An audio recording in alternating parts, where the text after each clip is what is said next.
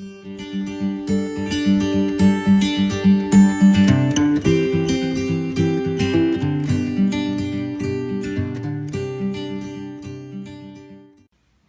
semuanya, kami dari kelompok 5 kelas TK2A akan melakukan praktikum komunikasi data tentang mengatur setting WiFi menggunakan mode WPA2 PSK. Sebelumnya perkenalkan dulu, namaku Devina Rizky Widusia Putri. Saya Fakti. Saya Muhammad Aryadi. Saya Jihan Rasana. Saya Muhammad Hilmi. Apa itu WPA? WPA2 adalah sertifikasi produk yang tersedia melalui Wi-Fi Alliance. WPA2 sertifikasi hanya menyatakan bahwa peralatan nirkabel yang kompatibel dengan standar IEEE 802.11i. WPA2 sertifikasi produk yang telah resmi menggantikan Wired Equivalent Privacy atau WEP dan fitur keamanan lain yang asli standar IEEE 802.11.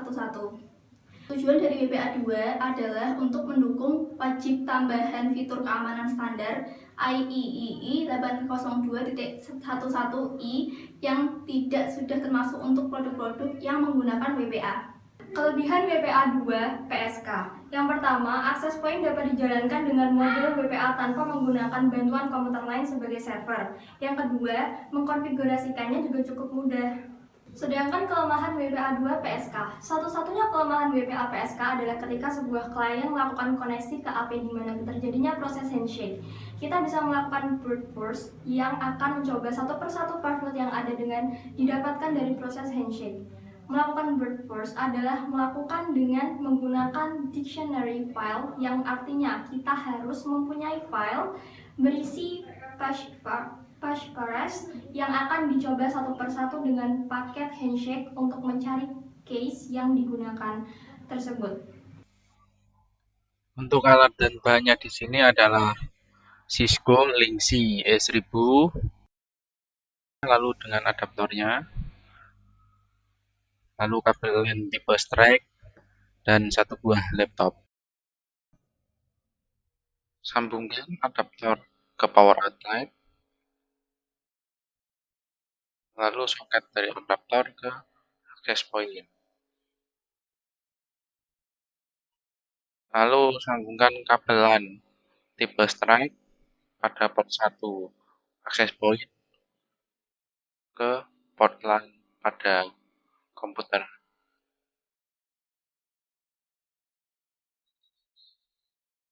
Setelah itu indikator pada access point akan menyala bahwa port 1 telah disambungkan.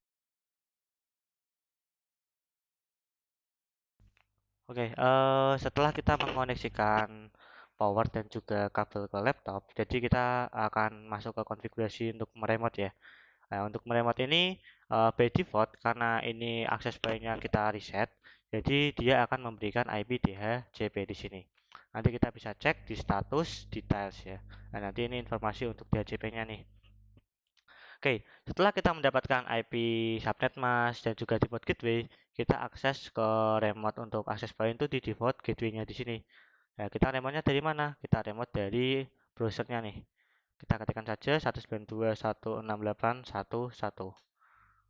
Oke, kita tunggu dulu di masih proses. Nah, jadi ini adalah tampilan awal saat kita ingin login ke router Cisco ya. Dimana by default di sini dia adalah admin. Nah, nanti kalau misal mau cari sumbernya di Google banyak. Nah, oke. Ya ini nih tampilan awal. Dimana di sini kita menggunakan Cisco Linksys E1000. Dan ini untuk default konfigurasinya karena di sini kan kita kan nggak pakai internet nih. Jadi untuk internet setup kita buat statik aja tapi nggak usah diisi juga nggak apa-apa. Atau DHCP bebas ya, yang penting nggak usah diisi. Nah, ini untuk device name-nya kita kasih nama karena di sini kita praktek jadi Koteka. Koteka nggak apa, bebas. Nah, di sini network setup nih. Ini defaultnya ya saat dia untuk meremote saat pertama kali di reset dan juga nanti saat ada koneksi maka klien ini akan mendapatkan IP dari 1.100 ya ini untuk DHCP-nya nanti. Dimana maksimum number of user-nya jadi yang klien yang bisa terkoneksi ke access point ini dia by default 50 user ya. Oke. Kita karena di sini kita hanya konfigurasi untuk lokal, ya kita langsung ke tab wireless. Kita buat SSID nih. Nah ini di sini kita pakai manual saja biar kita lebih tahu ya langkah-langkahnya. Oke. Di mana ada beberapa konfigurasi baik dari network mode sampai ke SSID broadcast. Oke, di mana di sini network mode ini berisi standar dari wireless ya. Standar wireless dari 802.11 ada B, G, dan juga N. Nah, nanti ini yang mempengaruhi kecepatan dari wireless. Nah, nanti kalau mau belajar di fundamental wireless ya di sini saya pilih N, jadi N ini support sampai 300 Mbps. Nah, network SSID kita kasih nama bebas, boleh kasih nama Koteka, Koteka 2019 ya ini kelas saya nih. Lalu channel width ini ya ini dia bisa auto bisa 20 MHz ya, tapi kita buat channelnya sebagai channel width ini sebagai 20 MHz saja untuk menghindari interferensi. Channelnya kita tidak boleh pakai auto. Jadi kalau kita belajar di dunia wireless ini jangan pakai auto karena nanti ini akan mempengaruhi channel frekuensi dari SSID yang lain. Jadi kita tentukan aja nih. Saya pakai channel 6 ya sesuai standar aja. Save setting. Oke, connection ini aman nih. Jadi setelah kita membuat SSID nanti untuk sebagai klien yang akan terkoneksi di sini, kita harus membuat yang namanya security. Wireless security nih. Oke, tunggu dulu. Nah, di sini kita buat pakai WPA2 personal saja karena ini untuk lokal. Di sini untuk konfigurasi wireless security untuk video ini kita menggunakan yang namanya WPA personal ya. Jadi kita tinggal ketikkan passwordnya saja.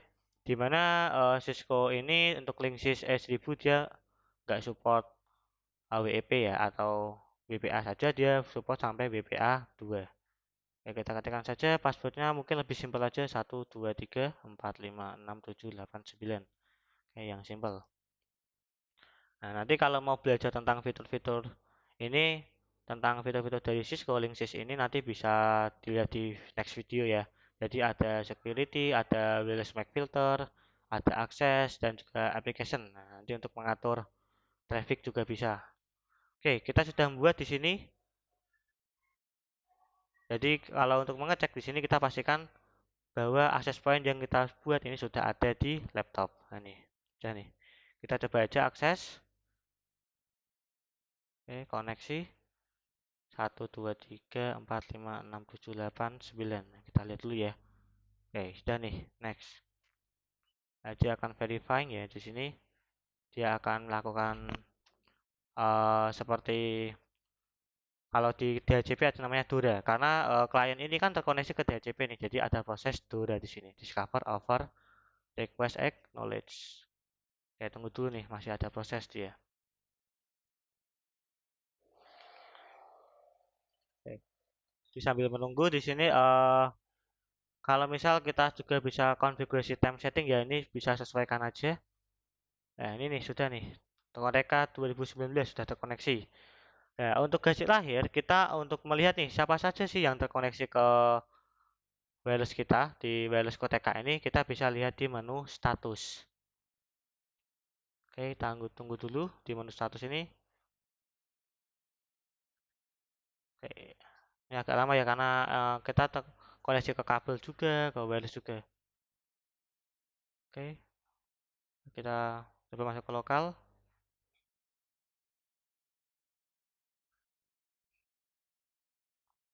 Ya, tunggu dulu ya.